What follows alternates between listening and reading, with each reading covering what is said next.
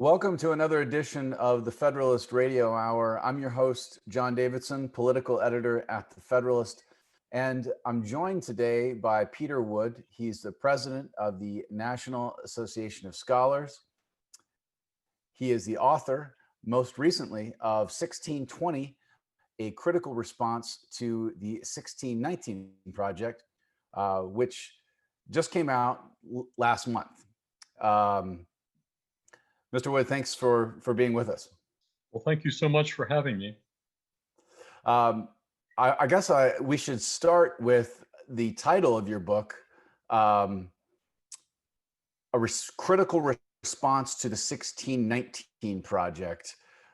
Why did you feel it was important to respond to the 1619 project, and what is the significance of saying that 1620 is the starting place for a response to the New York Times' 1619 project?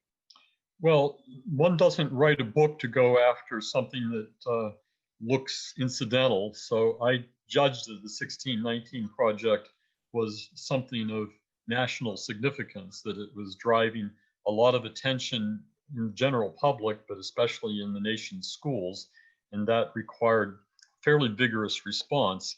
The efforts of dozens of prominent American historians to point out pretty serious faults in the project had done no damage at all. The Times was standing by its work. So the effort in my book is to challenge the basic thesis of the 1619 project, that thesis being that America really began with the importation of African slaves to the colony of Jamestown in August of 1619. Things didn't quite happen the way the Times said they did, even in 1619, but the 1619 project goes on to make much more audacious claims, such as the claim that the American Revolution was fought in order to protect and advance slavery. My response to it takes up the idea that, of course, there were events before the official founding of the country in 1776 that had something to do with shaping who we are and who we were to become. I take it that the founding of Plymouth, Massachusetts, and really the signing of the Mayflower Compact about a month before that are much more important distillations of the national identity than anything that happened in Jamestown a year earlier. Yeah, that's a great point. We at the Federalist have launched our own 1620 project just last month, and this interview is going to be a part of that symposium of essays and interviews and podcasts on the significance of 1620 to the American identity and the American story. Maybe if you could just take us through the events of 1619 as they happened, and what did the New York Times get wrong about 1619, and why was 1620 and the landing at Plymouth and the signing of the Mayflower Compact so much more significant of an event than the landing of the slaves in Virginia in 1619? Sure. Well, earlier in the year 1619, the Portuguese presence in Angola had incited local warfare, which resulted in the capture of many people who were then taken to the coast of Angola and sold by the Portuguese, in this case to the Spanish, who were intent on finding labor for their silver mines in Mexico.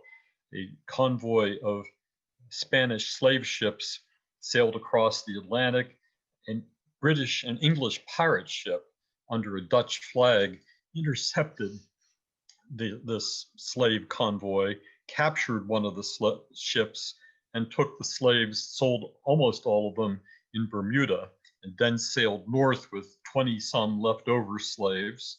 And it had rough weather. It ran out of provisions.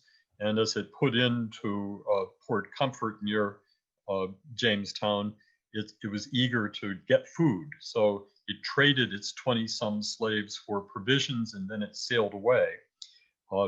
one way of telling this story was that those slaves were the first to arrive in British North America, although there had been plenty of slavery in North America before that point.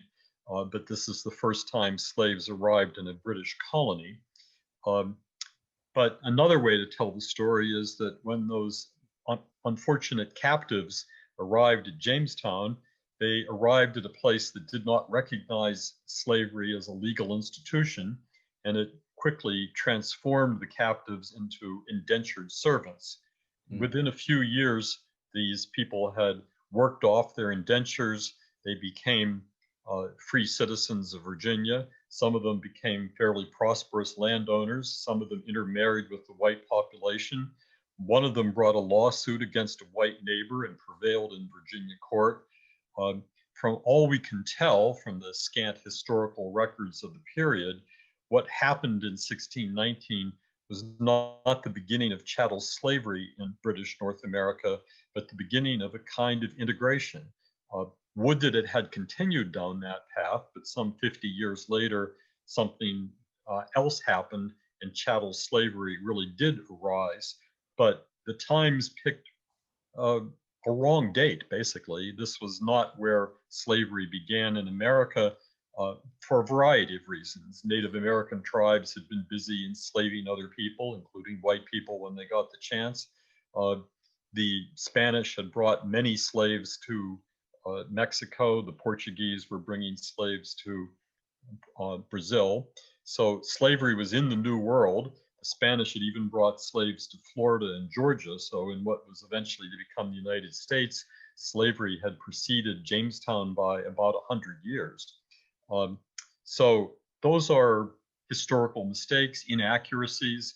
One can understand the eagerness of the Times to have a nice round date of 400 years in the past slavery began. But if you pay attention to detail, the story doesn't quite add up. Well, doesn't that tell the lie that this is a historical project at all? We know it's not a journalistic project.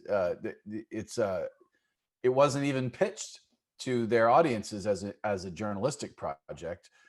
Journalists are supposed to write the first draft of history, not the last draft. But choosing 1619, it sounds like what you're saying, and this is a great. I'm glad that we're getting this down, because not enough people realize what you're describing here. That the slaves that arrived in Virginia in 1619 arrived there more or less by accident. It's not as though the colonists at Jamestown put it in order for slaves and a slave ship showed up.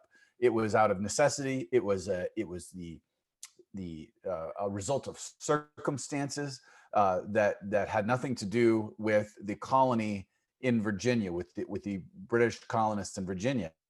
And it just strikes me that the 1619 project, so-called, they picked the date not because of what happened in 1619, but because of what they would like to happen now.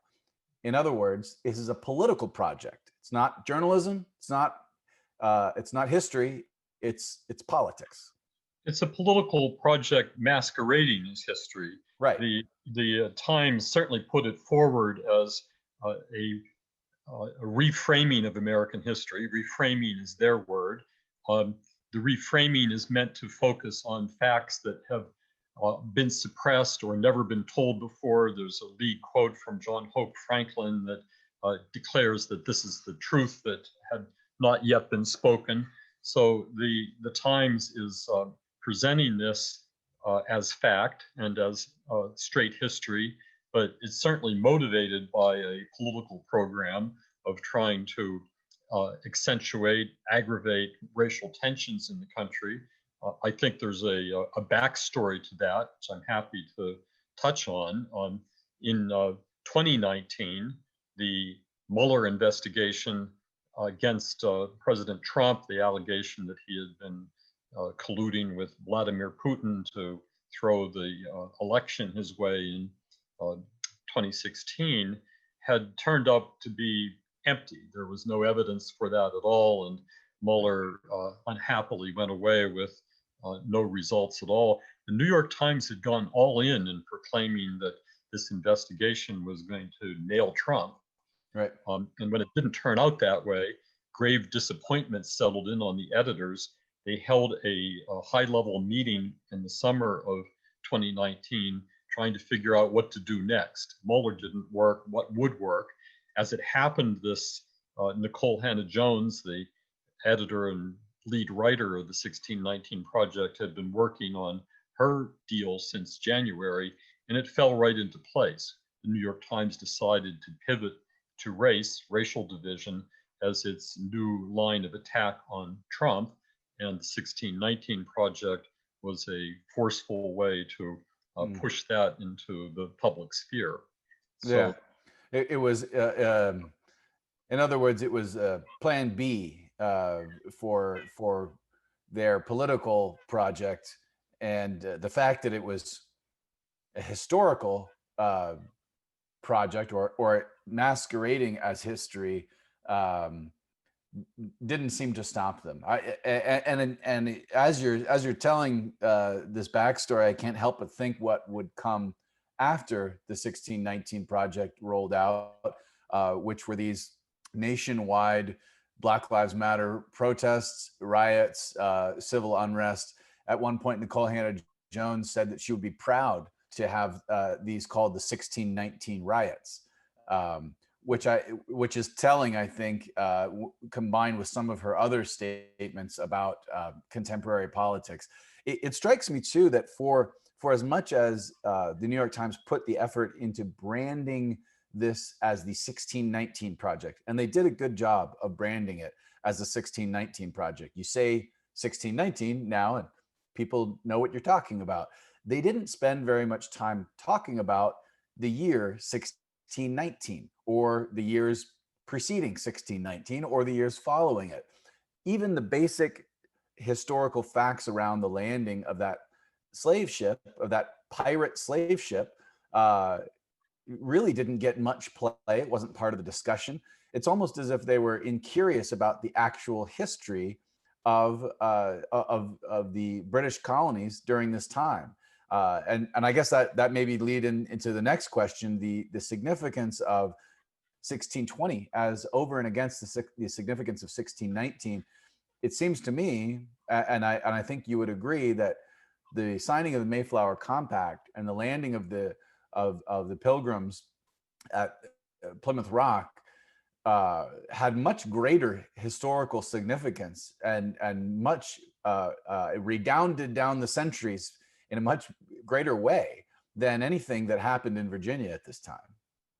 Well, that's exactly my argument. And of course, I'm not arguing something that is novel or strange. Anyone who had paid reasonable attention to American history knows this already.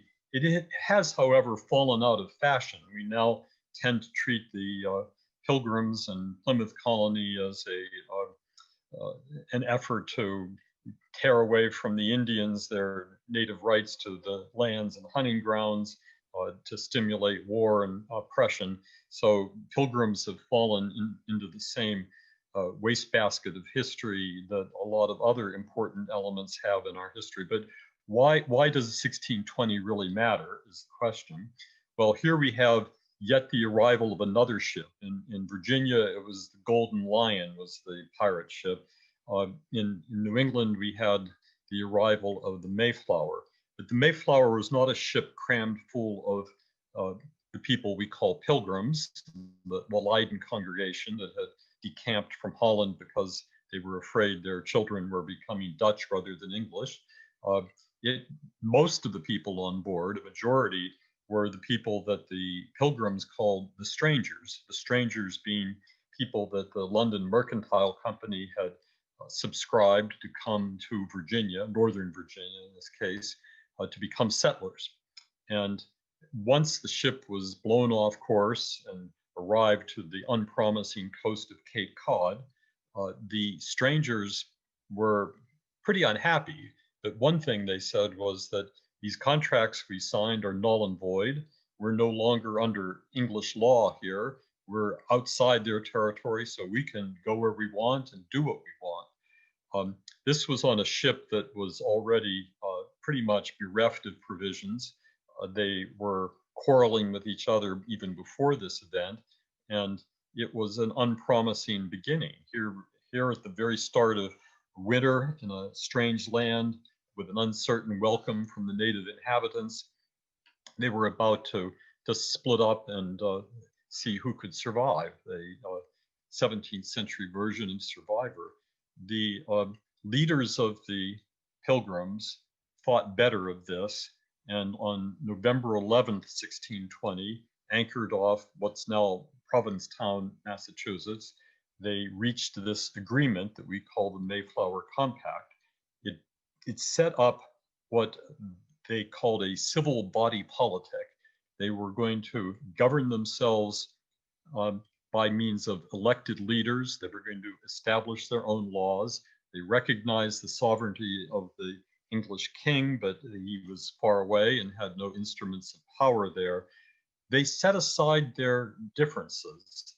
The Pilgrims said that they would treat the strangers as equals, and the strangers were expected to accommodate that. They put aside most of the marks of hierarchy. It's very significant that the Mayflower Compact was signed by the servants as well as the masters. It was signed by men under the age of 21, so jural minors were allowed to sign this. It was meant to be what we'd call an inclusive document. It had in it the seeds of social equality among people of different rank and different status and different belief. It also had this element of freedom in it, that these were people who judged themselves capable of working together to establish a community under the rule of law without external compulsion and without a king overseeing them. In that, we see the whispers, the first seeds of the principles of liberty and equality that are get fully articulated in the Declaration of Independence 156 years later. But the point really is that Plymouth conceived itself, even before they set foot on Plymouth Rock, if that's where they set foot, they conceived themselves as a self-governing community. And that's the first time we see that in the English settlement of the New World, and maybe the first time we see it anywhere in the New World as far as European colonization goes. These were people who decided that they could form a self-governing and to some extent self-sustaining community that would make sure that there would not be such differences in status among its members that would tear it apart. Now, it would have been one thing to just dream that up and put it on a piece of paper, but could they put it into practice? And in fact, they did, even though that first winter killed about half of them, 45% of them. They managed to keep the Mayflower Compact pretty much intact for about 25 years. It finally got superseded when the mass arrival of the Pilgrims and the creation of the Massachusetts Bay Colony deprived them of some of their independence. But much of what Plymouth set out to be, it actually became. It reached a treaty with the Wampanoag Indians, which lasted for 50 years. That was an extraordinary thing to have happen. And it meant that this was a community that was confident enough in who it was that it could reach agreement with potentially hostile powers. When a ship appeared on the horizon that they mistook as a French ship and they expected to be attacked, they were able to muster an armed response to it. Turns out it was a friendly ship, but the key thing here is that this was a community that was in every way abiding by those necessities that made it possible to live under the rule of law as an independent entity. They were denied a charter by the British Crown, so they were independent in even another sense, in that they were truly outside British law. They were governing themselves by their own lights without any foreign supervision. So I think that tells us a lot about the America that was going to be, and Americans didn't forget it. The pattern, the template of the Plymouth Colony under the Mayflower Compact became pattern for the settlement first of New England and then through much of the rest of the country. We never forgot what it meant. We built on it, we elaborated it. Those ideals grew into something more crystallized as philosophical truths, but that's where it began. Yeah. We never forgot it until now. True enough. It strikes me, though, something you said a minute ago, that the people who signed the Mayflower Compact, all of these people found themselves in a circumstance that they didn't necessarily plan. The strangers were not meant to accompany the pilgrims to their final destination. They were to go elsewhere, but they got blown off course. Here they were, arriving at the shores of the New World, in a place that they was unknown to them, and they spent some time looking for a good place to land. If I recall, they tried a few spots before picking Plymouth, and one of the reasons they picked it is because it was an abandoned native settlement that had been decimated by plague and had been depopulated, but the land had been cleared, and so they picked that spot. Because it was a suitable spot for a settlement.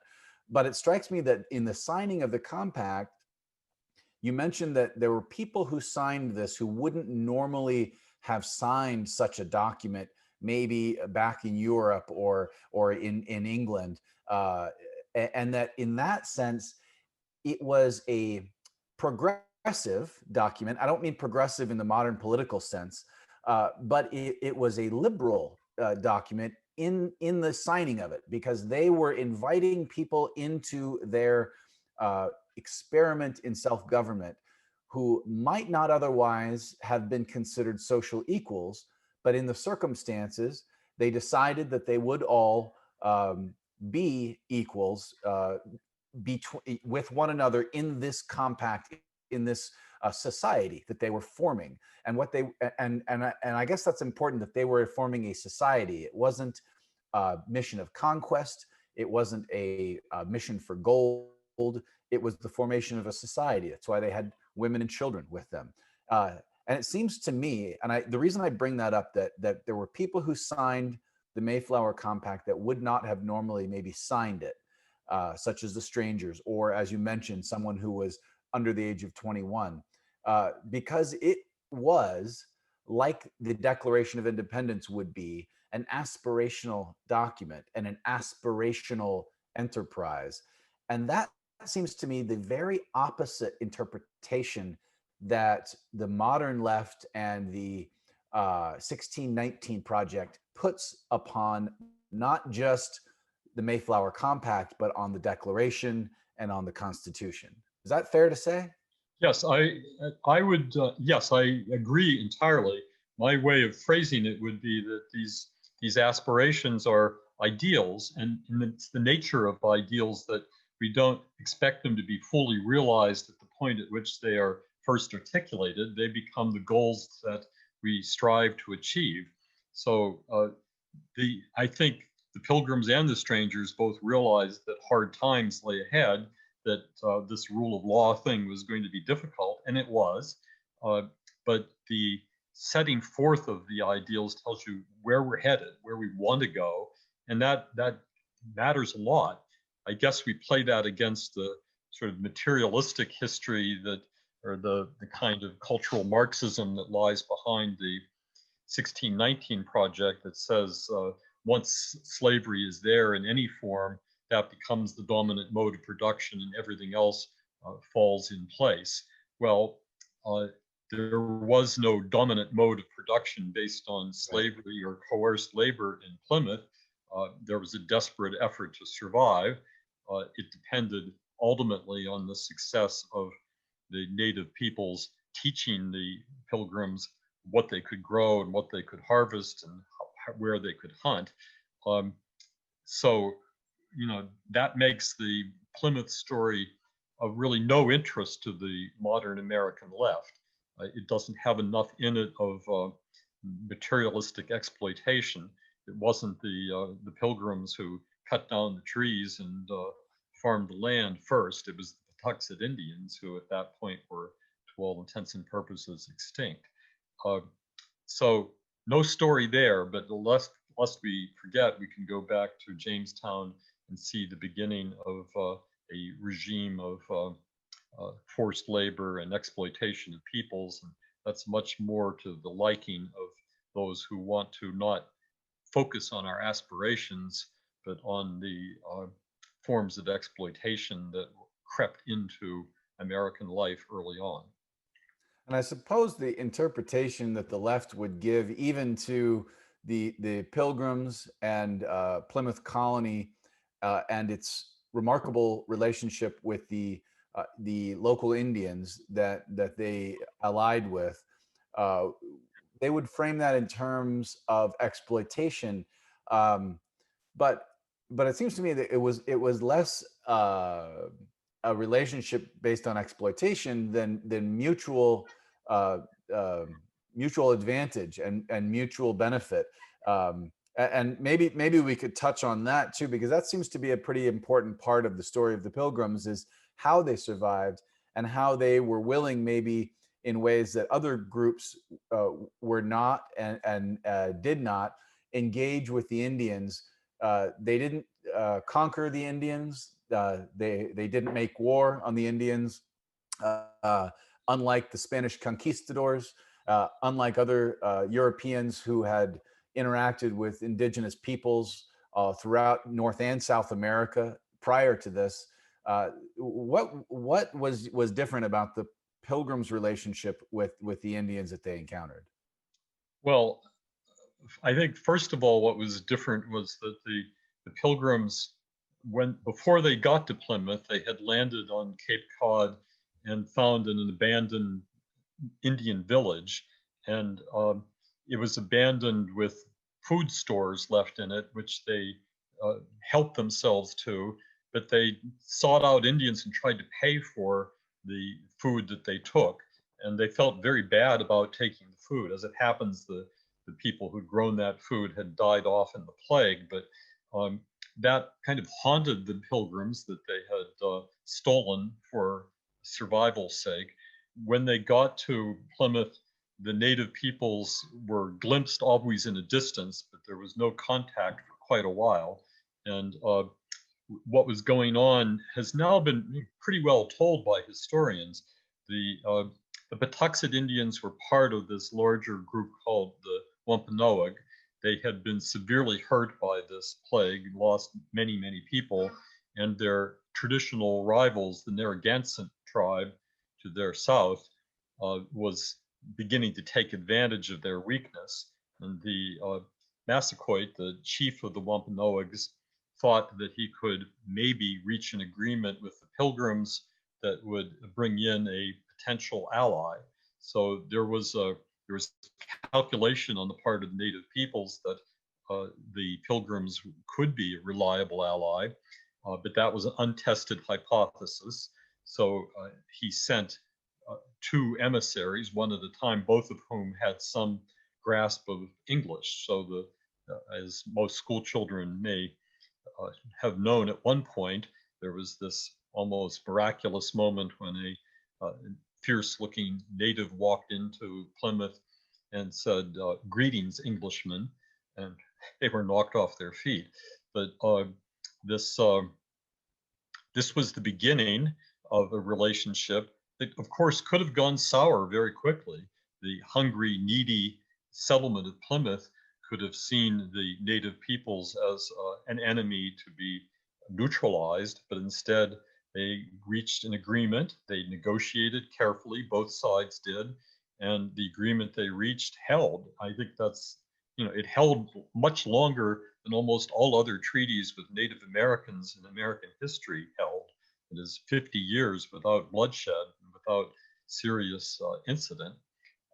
When it did fall apart, it was with Massaquoit's grandson, I guess, the person we call King Philip, and there was a terrible war late in the 17th century that was the beginning of a period of strife between native peoples and the English colonists.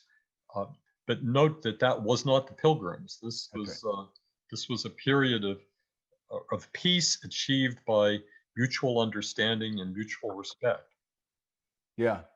Yeah, I think that's important to note as well. The period of peace that they were able to establish really stands out as a remarkable and all too rare achievement in the European settlement of North America. Um, and I wonder if part of the reason why it was so durable wasn't because of harsh necessity on the part of the Pilgrims, that they really did rely on the local Indian population for sustenance, for guidance, to survive in a place that they had not planned to be, and a place that they did not know well. And whether that alone may have been part of what cemented that bond between the Pilgrims and the Indians in a way that was not the case for subsequent European settlers and subsequent interactions between Europeans and Native Americans. Well, the mutual dependence was genuinely mutual. The Pilgrims did uh, confront in a military manner some of the opponents of the Narragansetts. It was not large-scale hostilities, but enough force as to show that the Wampanoags now had an important ally.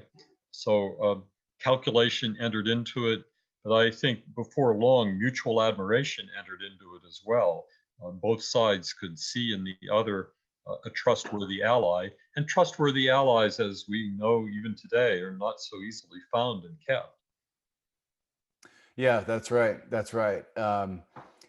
Mutual assistance and mutual aid seem to be the hallmarks of that relationship for generations. I wonder if you might comment just here in the last closing minutes that we have about how we should understand 1620 today, and how we should understand the attempts by institutions, powerful institutions like the New York Times, to replace the traditional and historical understanding of the Pilgrim landing and the early English settlement of America with this fundamentally political project that Nicole Hannah-Jones and others at the New York Times have tried not just to put out in the media, but have developed curriculum to teach to our school children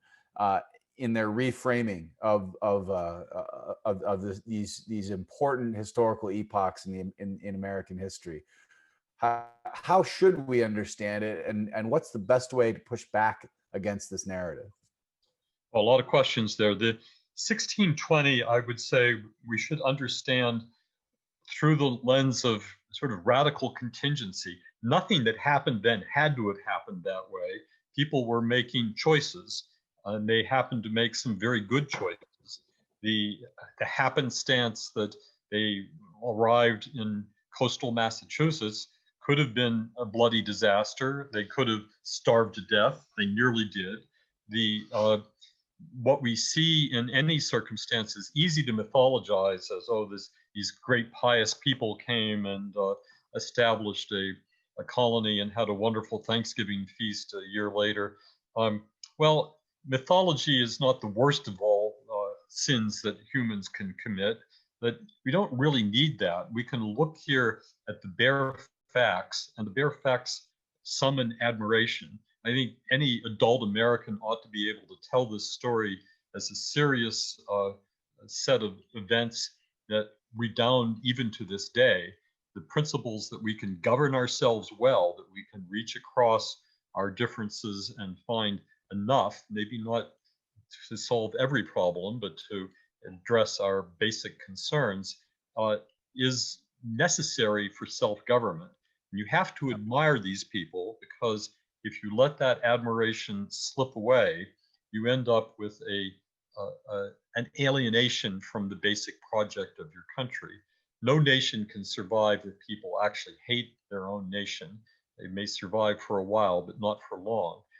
That takes me to the 1619 project, which I think is motivated by a genuine and deep hatred for America. This is an attempt to teach young people. It's been presented as a curriculum in our schools at every level, basically from kindergarten through graduate school, as a true account of what a miserable bunch of people we are at heart. We set out these ideals like liberty and freedom, but we never really meant them. They were always just the mask for Right. oppression. And that cynicism is easy to acquire and very hard to get rid of, especially if you plant it early on in a child's mind that this is an unworthy country that deserves nothing but contempt or derision or perhaps shame. Yeah. Shame is not the basis for a society. It becomes merely the basis for tearing a society apart. That's what the 1619 Project gives us. It's why it's so vital that we, at this point in our history, we actually remember our history. I don't want to erase the facts of slavery and racial oppression and the terrible things that have been part of our history. Those belong in the story too. Part Yeah. of being a free people is that we are free to remember the mistakes we made, and we are free to remember the aspirations that helped us overcome those mistakes and strive to become a better people. So where I am with how we fix this, well, I think first of all, we have to stop the spread of the disease. That is, we have to go back to the school boards, the state boards of education, and make sure that these misrepresentations of our past are not brought in and taught as the foundational truths of the country. Unfortunately, that's what's happening right now. Times has been very successful in getting tens of thousands of teachers to adopt this. Whole school districts like Chicago and Buffalo have adopted it. That's got to stop. It can't stop simply by a presidential edict. Schools are part of our local governance system in this country. So that's where we have to engage it. And Yeah. if we have school boards that are unwilling to do it, then we should elect new school boards. If you're a member of the public who finds the answers by your school board insufficient, then run for it yourself. This has got to be a pilgrim-like project of figuring out where that compact takes us today. The other Yeah. thing, which I think is implied in all of this, is that generations of Americans who have been on a starvation diet of our real history, who know little, if anything, about what actually happened at Plymouth, need to learn that history themselves, uh, both because it's necessary knowledge to be a responsible adult in a self-governing society in our republic, but also because they need to pass that knowledge on to their children. Those stories mean nothing if they don't come with the authority of a parent who says, listen to this, this is important. Maybe this is why we celebrate Thanksgiving, but maybe it's why we go to the polling booths on election day and vote as well. Um, those stories are naturally told. They're not things that involve tedious recitations of names and dates. You Yeah. can get the story and pass it on to your children. That is so powerful, and it's the important part of being able to use the American family as the pivot to creating American society. Yeah, yeah. Families have to get involved. It was families, after all, that established and helped Plymouth Colony to survive, and it will be families that help the Republic survive as well. And to your point about getting involved, yeah, run for school board, and if you can't change your school board, then maybe start your own schools, start homeschool collectives, do what you have to do to educate your children about the truth of American history. Well, I appreciate your work, and I appreciate your time with us today. Our guest has been Peter Wood. He's president of the National Association of Scholars and author, most recently, of 1620, a critical response to the 1619 Project. I am your host, John Davidson, at the Federalist. As always, be lovers of freedom and anxious for the fray.